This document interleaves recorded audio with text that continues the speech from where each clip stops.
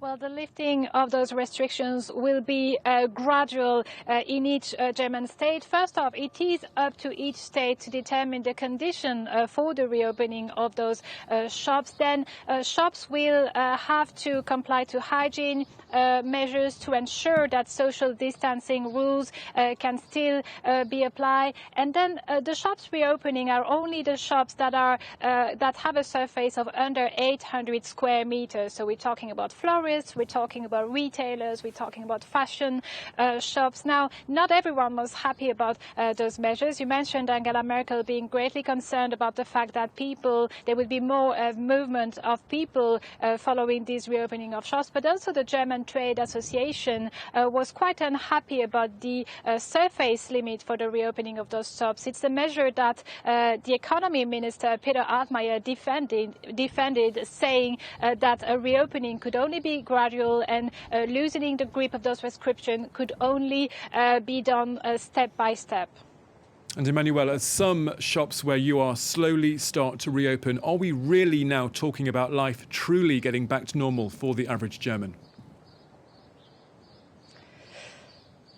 Well, the situation is under control for now. That's what the Health Minister Jens Spahn, as well as the head of the Research Institute in charge of the pandemic, said, because the infection rate has dropped below 1. That means that one infected person is no longer infected, not even one other person. So that's the positive news. The bad news is that we don't know how this will evolve further. So the situation won't be back to normal just yet. The social distancing rules, for example, are still in place. We have to respect 1.5 meters distance with another person. There's a ban of gatherings of more than 2 people. All the cultural venues, the restaurants, the cafes, the bars are still closed, and large-scale events, cultural events as well as sporting events are banned in the country up until August 31st at least. So it's not back to normal, even if Germany plans to ramp up on the testing. It already carried